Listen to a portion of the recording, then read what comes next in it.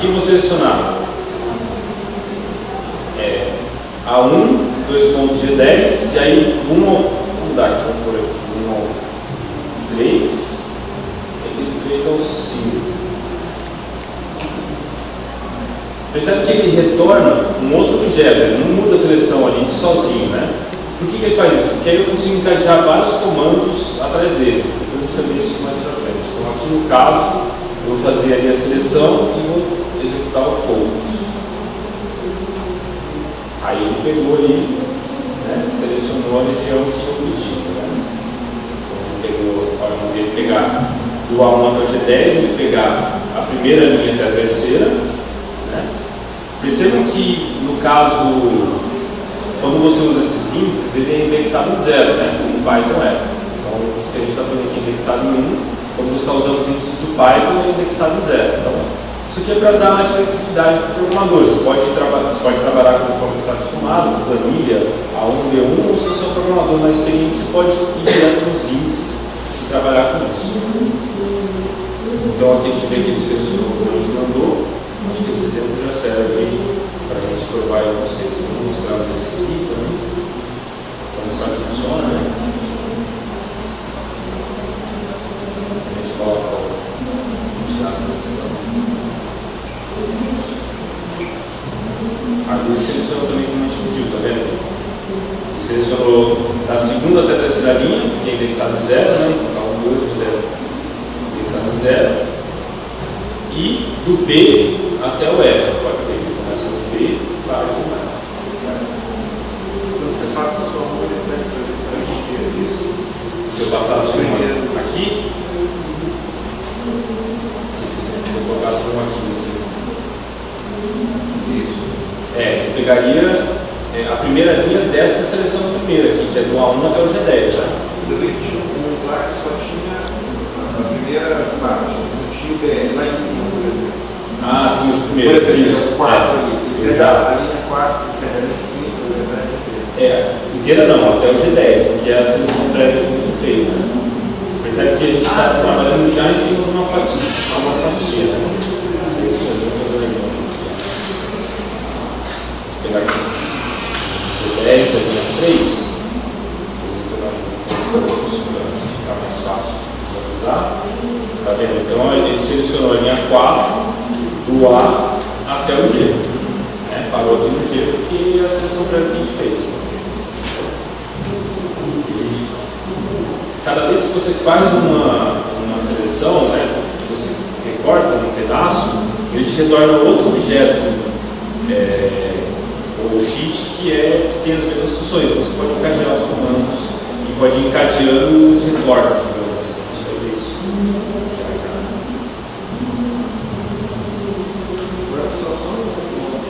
Pode falar. Aquela seleção na segunda é relativa, igual por exemplo, você colocou lá A1 G10. Isso. Aí você colocou 3 e pega no 4, a direção do A1. Mas se eu colocasse, por exemplo, A3, aí ele contaria 4 Exatamente. a partir do 3. Exatamente. Todo mundo entendeu a pergunta dele? Tipo, os índices que você usa depois aqui, eles são referentes ao objeto que você já selecionou previamente. Se eu mudar aqui, ó, para G10, vamos pegar do A5 até o G10. O que a gente está selecionando? A gente está selecionando esse retângulo aqui, até o. Só até o 8, mais fácil de visualizar. Então vocês viram esse retângulo aqui, certo? Se eu colocar aqui 1, ele vai pegar a primeira linha dessa seleção, não vai pegar a primeira linha da planilha, entendeu? Essa é a pergunta dele. Então, esse índice aqui, nesse caso, está se referindo à seleção que eu fiz previamente, que foi esse daqui. Certo? Você também pode importar, ele tem constantes para as colunas. Às vezes as colunas, se você não quiser trabalhar com string, então você pode importar A, B, C, D, F e aí trabalhar com elas como constantes no seu código também. Isso é só uma conveniência. Perceba que aqui ele retorna sheet C1, e no meu código ele retorna planilha, tá vendo? Ou seja, ele é sensível aos nomes mesmos que as planilhas têm, para você ter uma referência mais específica de qual você está querendo. Então, aqui você pode também colocar a planilha que você está querendo fazer referência. Né?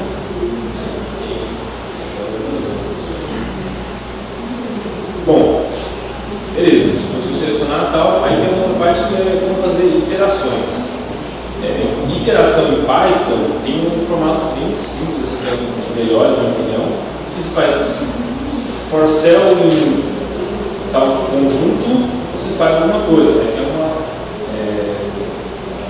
é bem próximo do que a gente fala nessa linguagem. Então, para cada célula nessa seleção, a gente imprime a célula, certo? É uma coisa bem até intuitiva de entender. Vamos fazer um teste. Bom, vou passar aqui para a seleção. Então, você pode fazer dessa maneira, que ele vai iterar em todas as células da seleção que você fez. Você pode fazer para cada célula, aí tem um atributo ali auxiliar que você faz .cells, que ele itera em cada célula. Você pode usar também .rows, que aí ele vai iterar só nas colunas, entendeu? Vamos fazer esse teste aqui que é mais interessante. Então, para cada coluna nessa seleção, ele vai imprimir isso aqui. Então, a seleção é A1, B10, certo? Vamos ver. A1, B10, vai selecionar duas colunas até a linha 10. Então, como ele vai iterar só nas linhas, ele vai iterar só 10 vezes, que é a nossa intenção, né? E aí aqui você pode pôr lógica. Lógica que esse exemplo de código é só para a gente experimentar. Teste, né? Distribuir a planilha. Sempre tem que especificar a planilha? Não, a gente pode também fazer aqui dessa maneira e cair direto nessa que a gente está trabalhando. Exatamente.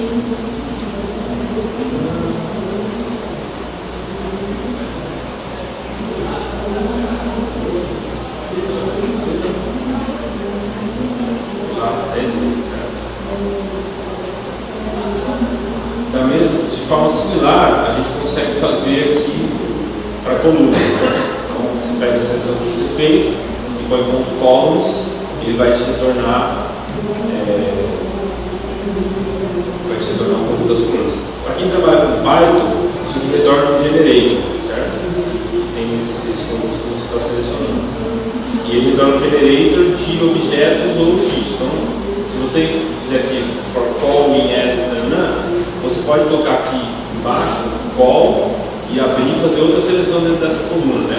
Você pode trabalhar com array, você pode fazer call 1, call 2, assim por diante. Você pode usar os índices do array aqui dentro do for, porque o retorno aqui da interação de cada loop é um objeto também que tem um sheet. Então você pode usar as mesmas operações que a gente está fazendo aqui. São algumas coisas que a gente fez assim flexível. Por isso que ele sempre retorna um objeto ou sheet quando você faz uma seleção. Bom, e a gente também tem como fazer buscas, né? Então, aqui a gente está fazendo uma busca restrita a esse intervalo que a gente tem. Vamos fazer esse teste aqui, é bem interessante. Vamos escrever aqui Word. E aí, vamos executar isso aqui.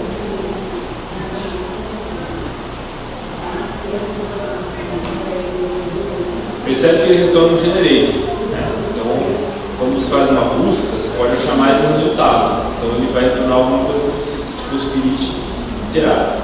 O generator, para quem conhece, é um método que é next, que vai retornar, né, que você vai iterando usando esse next. Se eu der isso aqui, ele vai retornar um objeto.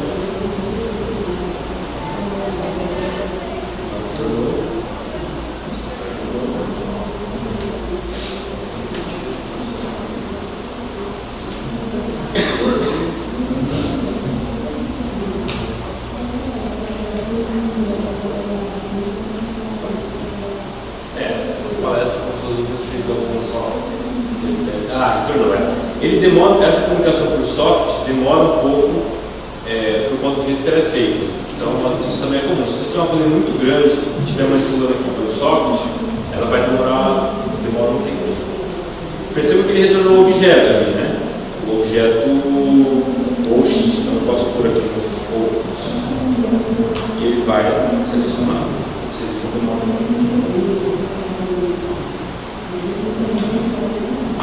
selecionou, certo? Eu consigo fazer busca também com um inteiro, né? A gente também consegue, você consegue, como eu mostrei que o find retorna o generator, você consegue fazer loop em cima de uma busca que você tem, que é uma busca interessante. E você também pode usar lambda, que cortou, mas é o extra, você também pode usar lambda para fazer buscas na sua função. Quem conhece lambda function em Python? Mas é um dos bem. Aqui, por exemplo, você usa lambda para fazer uma busca com alguma coisa no começo de uma string. Então, eu quero buscar células do intervalo que tem uma palavra que termina em alguma coisa. Vai aparecer os nomes nesse caso. A busca sempre é seleção regular. Seleção regular. Eu acho que você consegue fazer uma lambda function com uma expressão regular, com um match lá, dá para fazer. Só usando o lambda. Sim, não tem nada assim pronto. Que o find ele dá um match com parâmetro. Ou acho que ele usa uma função de base igual, ou você passa lambda e ele usa lambda, né, no caso. Então, daria para fazer usando aqui, só que aí você faria lambda cell, 2 pontos, aqui você colocaria um match da expressão regular. E o find ele acha pedaços, por exemplo, se for hello word, ele acha que coloca word, ele vai achar esse exemplo só a célula. Não, ele só acha a célula inteira, aí você pode fazer uma lambda que compare com um pedaço específico. E né, de start ifs. Eu vou procurar, eu quero achar células que começam com hello, no intervalo dado. Mas teria que usar lambda nesse caso. A princípio, o find só retorna igual. Aí, se você quiser alguma coisa a mais, você precisa usar o lambda aqui para. Bom, aí vem a parte de simular eventos do usuário, que é bem interessante. Vou apagar essa coisa que a gente fez.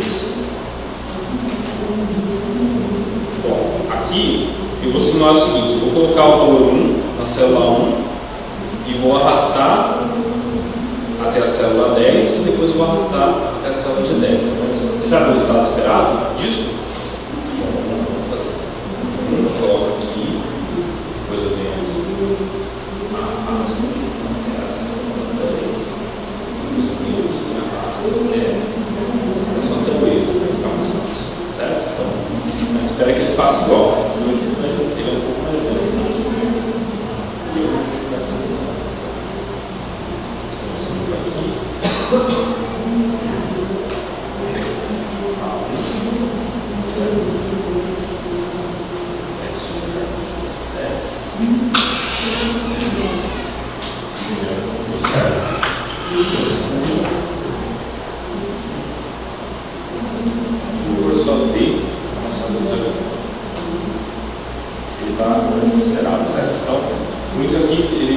Várias opções para simular eventos do usuário. Aqui é interessante o que eu falei, que ele sempre retorna um objeto que aí você pode cadear comandos. Entendeu? Tudo que a gente fez ali, a gente consegue colocar aqui numa linha só, né? Um comando só. E aí você pode ir encadeando comandos que ele vai executando, porque sempre o retorno vai ser um objeto ou X. Você pode também inserir colunas, né? Então aqui S4A vai ser aonde você vai inserir a coluna, como se fosse aonde você está clicando o botão direito para ir lá e inserir a coluna no menu, né? Então você pode, se você passar sem um parâmetro, vai ser uma linha.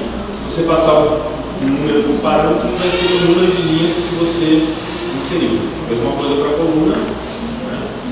E aí você pode também deletar, apagar a coluna. Você pode fazer cut, copy and paste, né? No mesmo estilo, então a seleção que você passa aqui é o que você vai recortar ou virar, e aqui a célula depois é um